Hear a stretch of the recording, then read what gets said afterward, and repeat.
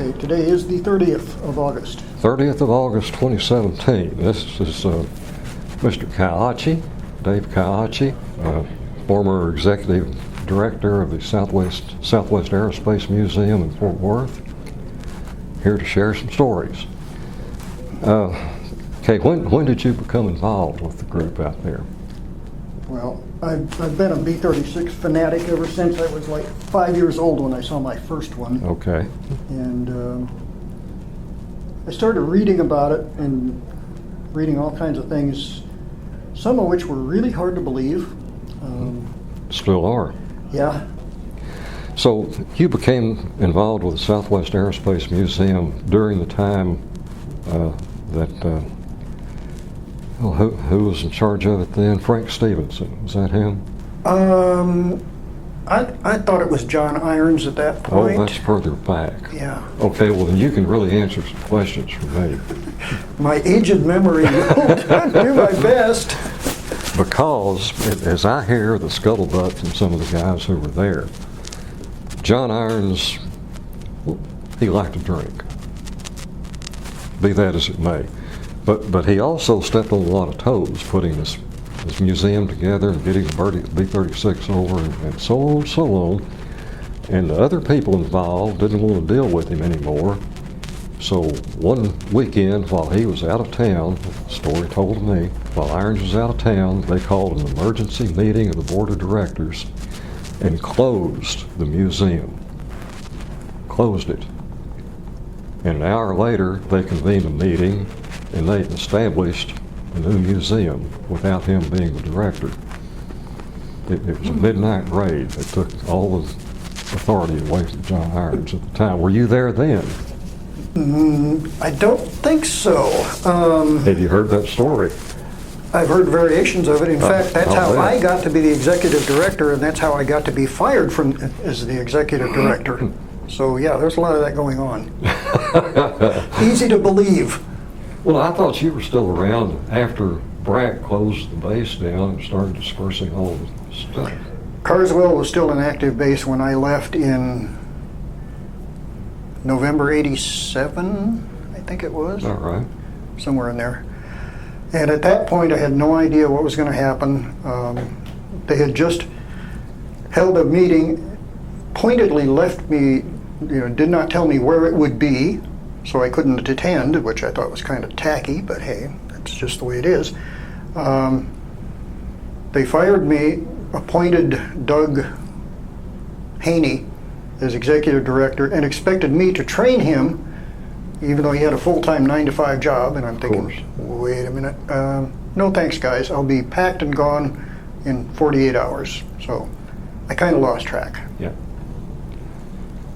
Keep in mind that memories are fuzzy things at times. Yeah, they sure are. I'll try to tell it as straight as I can, but sometimes I will not try to embellish this any, because I didn't end up looking very good in a lot of this. So That's quite all right. And in We've any all been organization, there is always enough blame to go around. there. Sure.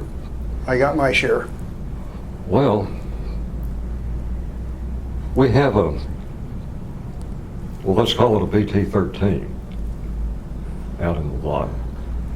The data plate might suggest it's an SNV. I believe it is an SNV, okay?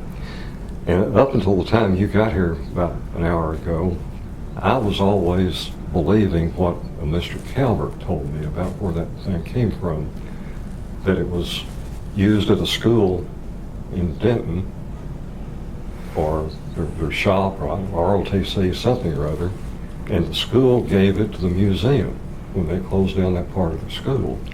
You're telling me that it was up there only because y'all put it on a trailer and towed it up there for parade.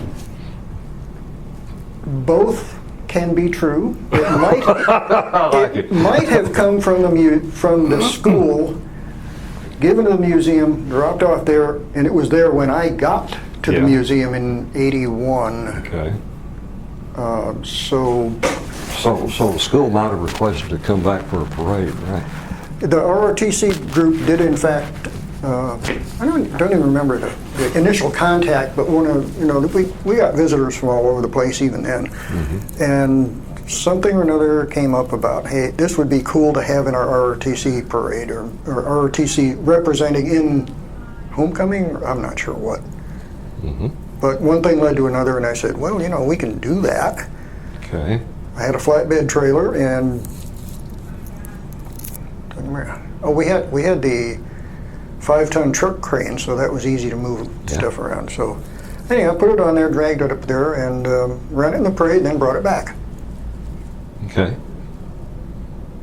But there's still a possibility that it originally came from there? I just do not remember the origin of it. My recollections of the scuttlebutt that I overheard while working with the restoration guys about the BT-13, and I think I recall that this story came from Bill Plumley, who was over the whole thing, was that the BT-13 was dug out of a mud pit down close to Waco and hauled back on a trailer and was cleaned up and reassembled. But in my mind, he was saying that the B-36 guys did that, and I know that's not true. So maybe it was some of your people. Before my time. Mine too. So, Buster unknown, knows. unknown. Well, that's a completely new story. I hadn't heard that one. Yeah, I know. There's all kinds of stories. Yeah. Some of which are true, but which ones? But you say we have the complete history record on that, right? No, Oh. I told you the paperwork and everything that was part of the aviation heritage stuff. Got it. Okay. I found it there when we were still in the terminal. And we were hoping the airplane, the BT, would belong to our group, B-36 people. This paperwork showed it did not. It went to aviation heritage. And that's all the paperwork. I see. And I don't remember how far back it went. I gave that to Neil. I see. And I don't know where it is now. Okay. Well, And there's So some it- pictures in there of it too, you know, when it was de-scanned and everything, it just looked. So it could still belong to the Navy. probably not. But the U.S. Navy will, if you ask them, Naval Air Museum in Pensacola, you give them a bureau number, they will look up the records that they have and send it to you. Yeah, You should do that. yeah. Find out when it was stricken and maybe even who got it at that time. Okay, you were with the Southwest Aerospace Museum through the time that BRAC came along and closed down all the air bases, right? Because I've got newspaper articles that you were involved in where you were interviewed about the base closures and what you thought about all of it. Yeah, Carswell had not been caught up at that time, I think. It was still an active base when I left in '87, but people were talking about, you know, is it going to be next? And I guess it was. So, I don't. So anyhow, that's stuff being closed. Yeah, things get lost, and I understand the B-52 got scrapped in place. In place. Only Well- at the time the Soviet satellite was going over taking pictures of it. Actually, I stood on the wingtip of the B-36 with a tripod, with a VCR camera, that's how old it was, filming across the runway at Carswell when they demoed those 3 D models on Okay. base. You still got that? The museum got it. I didn't. Oh. When I left, I left with almost nothing. The KC-97 went to Colorado, where it's currently being a restaurant, which Right, yeah. the only aircraft restaurant I ever heard of that was a success. I would love to stop there. I probably won't be able to. So the collection when I left, B-36, B-52, B-58, TB-58, KC-97L, the E-Systems L-450 or the XQM-93A, Mm-hmm. F-86L that we got from Sherman, Texas, F-89 from Waco, F-100D from San Antonio, T-33 from San Antonio, F-105D and F-105F. What's her name's down the road toward, I got the F. And then, But the F is now over at Kavanaugh Museum. okay. Because they were really, they liked cars, but they didn't like airplanes and boats, even though they had a bunch, and the Air Force Museum said, Okay, you're talking about some of you, down at Pate is who. Pate, yes, that was it. But the F model ended up Yeah. over at Kavanaugh. Okay, and the D is the one that was at Southwest, this one here. The F-105D. Yeah. I don't know where it went. What's the one you got? That came out of Virginia somewhere. It was an Air Guard airplane. Oh, The F-89 went Norfolk and picked it up, and Oh. supposed to have restored it and put it on display in their museum at Hawthorne. I don't know if they did or not. oh, that would be appropriate if they did. But and also the guy that was the crew chief on it when it was flying at Waco worked with me out at General Dynamics. He Oh, was happy to see it was saved. yeah, I kind of worry about all those things that were. But I don't know where the 86L went. I don't know what, or they had. That was on a pylon in Sherman, Texas, right up near the Oklahoma border. Or was it? Yeah.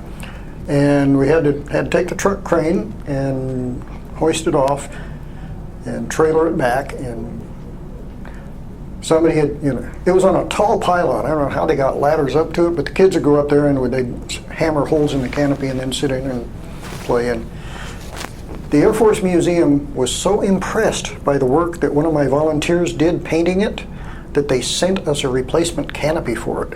Oh. I thought, wow, that was like incredible. One of the higher points there. Were you part of the team that flew out to Pima and brought the B-58 back?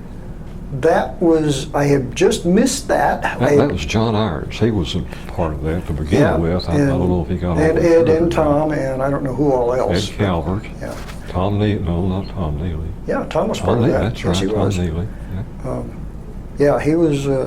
I just missed that. It had when I had visited briefly, very like for an hour in 1978. Came back in 80, early 81, I guess, and then had to go back to Arizona and basically got rid of everything I owned, and then came back.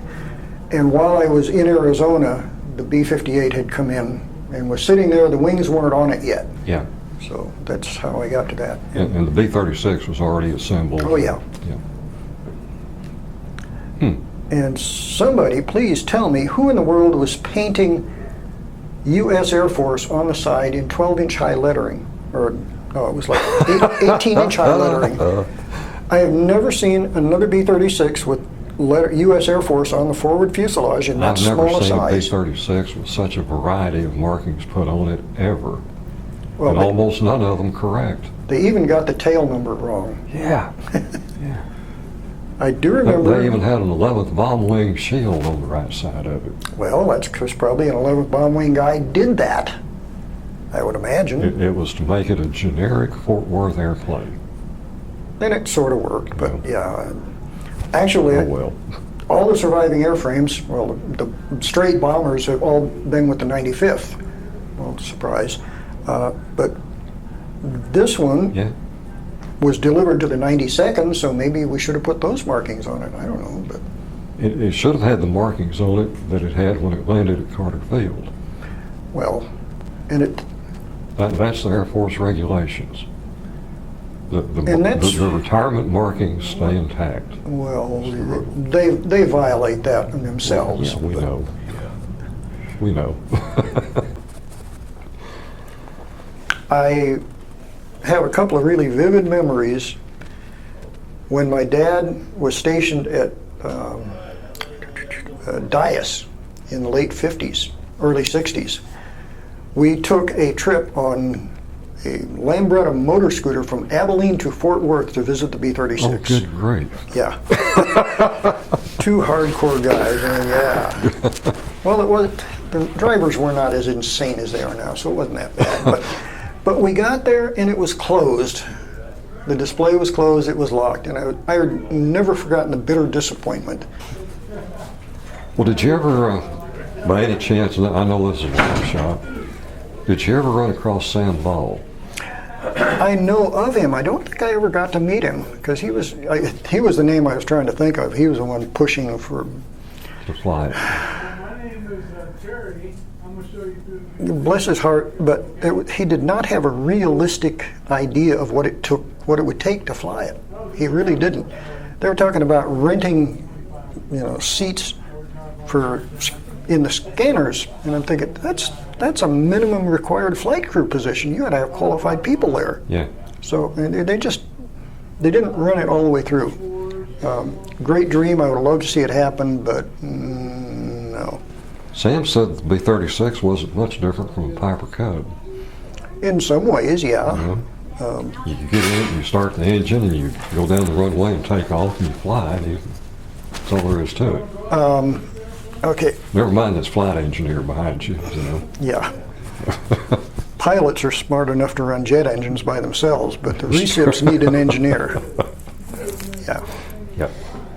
But it was a great dream, and I don't think anybody would like to see it happen more than me, but realistically, what are you going to do?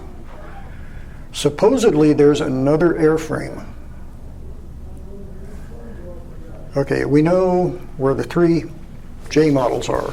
We know where the RB-36 is. We know where the RB-36E residue is in Ohio.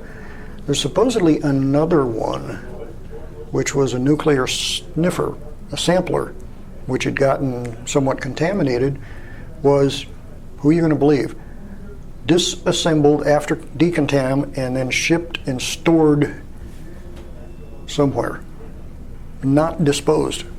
Yeah, we've heard that story. Have you? There are 2 stories like that. Oh, there's, Okay. but wait, there's and more. That particular one was the effects aircraft that George Savage flew down in the Pacific. Okay, that makes sense.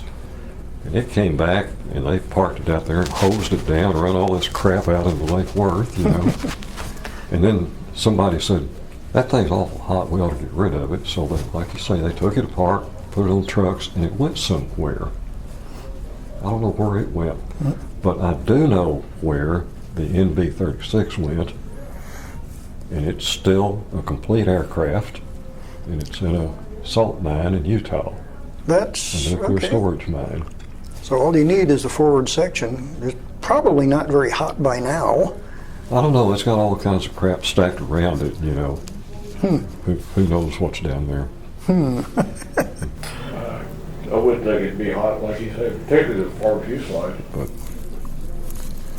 okay, Dave, let's wrap it up, unless you want to throw in some more things. Oh, And one last thing, Doug. I have your permission to put this video on YouTube for the world to see. you think you can get 6 views out of it? Probably. Shoot, go for it. All right, good. It's actually kind of neat to get the stories out there. It is. I bought a few things at the Air Force Museum gift shop, and one of the bags says on it, "We are the keepers of the stories." I like that. Good. Stories need to be told. Absolutely. I need to share this. Well, we're trying. Yeah. Appreciate Thanks, your sir. efforts. Hey. Okay. Hope you have a safe trip home.